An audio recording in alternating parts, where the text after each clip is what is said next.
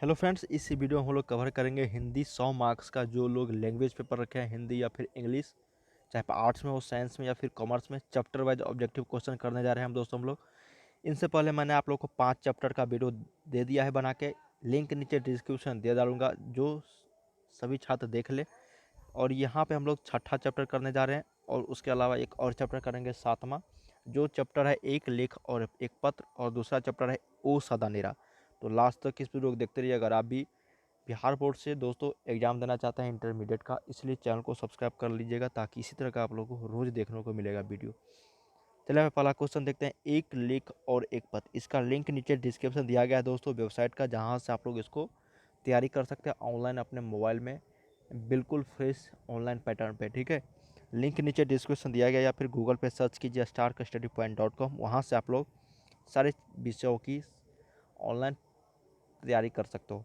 पहला क्वेश्चन है कि एक लेख एक पत्र के लेखक है, जिनके लेखक कौन है, मैंने आप लोगों को बताया था, भगत सिंह। ठीक है, याद रखिएगा। दूसरा क्वेश्चन है, भगत सिंह सरकार के किस राय पर खफा थे। तो भगत सिंह जो थे दोस्तों, जिनको फांसी दिया गया था चंद्रशेखर आज़ाद को, तो भगत सिंह सरकार के किस राय पर खफा थे वो आप लोग को यहाँ पे बताना है। तो छात्र को राजनीति से दूर रखने की राय पर। जैसा कि आप लोगों को पता है, आजकल के जनरेशन में यहाँ पे जो चल रहा है दोस्तों, छात्र एक हिस्सा है राजनीति। भारतीय राजनीति में छात्र जो है एक अहम हिस्सा है दोस्तों, जिनको सरकार उस समय राजनीति से दूर रखना चाह रहा था छात्र को, इसलिए वो खफा थे, नाराज थे सरकार से। तो दो का सही उत्तर आपका बी हो जाएगा। 3 नंबर है कि भगत सिंह के अनुसार आत्महत्या क्या है। क्या क्वेश्चन है, भगत सिंह के अनुसार आत्महत्या क्या है दोस्तों। कायरता है, निर्भीकता है, क और ख दोनों, या फिर इनमें से कोई नहीं। तो भगत सिंह के अनुसार आत्महत्या जो है ना दोस्तों, वो एक तरह से आप लोग को कायरता वाली बात हो जाता है। तो सही उत्तर यहाँ पे 3 का ए हो जाएगा, ए। 4 नंबर है कि भगत सिंह ने कैसी मृत्यु को सुंदर कहा है दोस्तों। असामयिक मृत्यु को, देश सेवा के बदले दी गई फांसी को, या फिर युद्ध में हुई मृत्यु को, या फिर इनमें से कोई नहीं। तो यहाँ पे देश सेवा के बदले दी गई फांसी को और उस तरह के मृत्यु को, दंड को उन्होंने सुंदर कहा है। तो सही उत्तर यहाँ पे 4 का बी हो जाएगा। 5 नंबर है कि विद्यार्थी को राजनीति में क्यों भाग लेना चाहिए। देखिए क्वेश्चन है कि विद्यार्थी को राजनीति में क्यों भाग लेना चाहिए दोस्तों। तो विद्यार्थी देश के भावी कर्णधार होते हैं, विद्यार्थी सिर्फ नेता बन सकते हैं, विद्यार्थी में बौद्धिक विकास होता है। तो राइट आंसर यहाँ पे 5 का ये हो जाएगा, क्योंकि विद्यार्थी जो है देश के भावी कर्ण आधार होते हैं। तो याद रखिएगा 5 का ए। इसलिए यहाँ पे खफा थे दोस्तों, क्योंकि सरकार उस समय जब भगत सिंह थे तो वो छात्रों को राजनीति से दूर रखना चाहते थे। 6 नंबर है दोस्तों यहाँ पे कि भगत सिंह का जन्म कब हुआ था। तो भगत सिंह का जन्म जो हो गया था दोस्तों, आप लोग के यहाँ पे 1907 ईस्वी में तो हुआ था, या फिर यहाँ पे डेट आप लोगों को बताना है। तो ये 28 सितंबर, ठीक है, 28/9/1907 ईस्वी को हुआ था। याद रखिएगा 28/9/1907। तो 6 का ए। 7 नंबर है कि भगत सिंह की माता का क्या नाम था। तो भगत सिंह की जो माता थी दोस्तों, उनका नाम था विद्यावती। याद रखिएगा यहाँ पे 7 का राइट आंसर आपका बी हो जाएगा।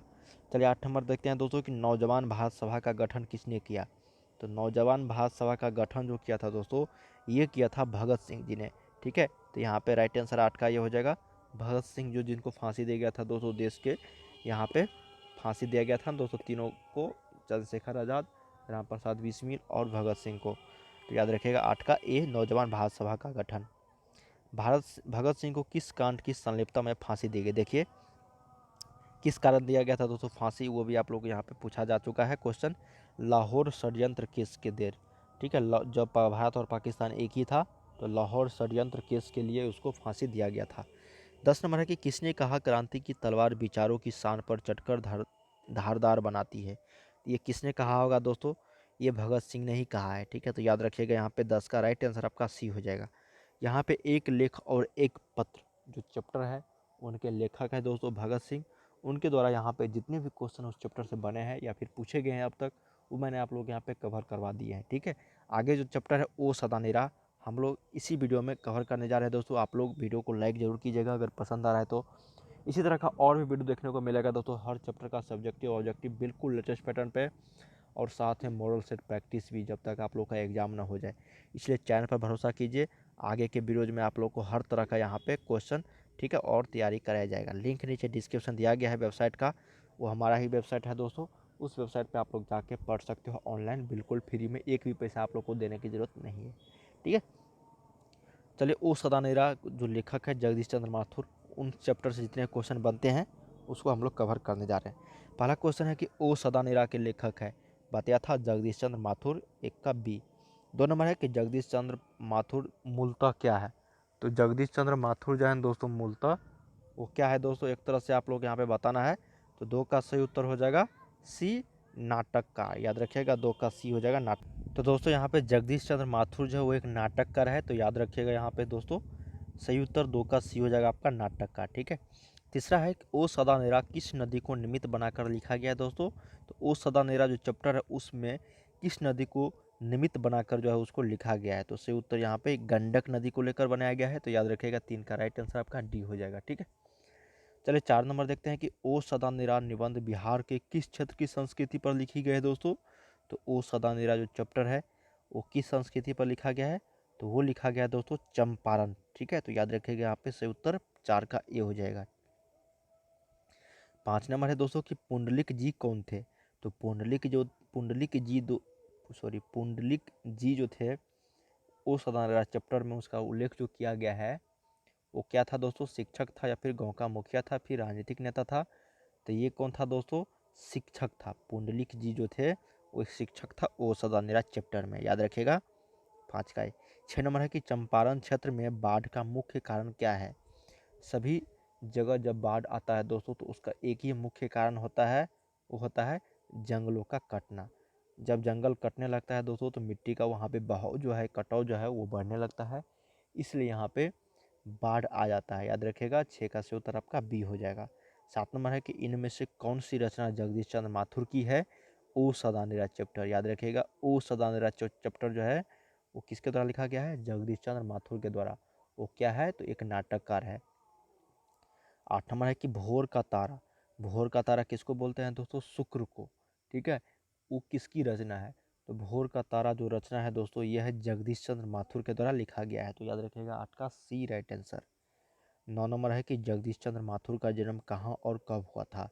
तो जगदीश चंद्र माथुर का जो जन्म हुआ था दोस्तों ये हुआ था आपका शाहजहाँपुर में, उत्तर प्रदेश में। शाहजहाँपुर कहाँ है, उत्तर प्रदेश में, 16 जुलाई 1917 ईस्वी को। याद रखिएगा 9 का राइट आंसर आपका ए हो जाएगा।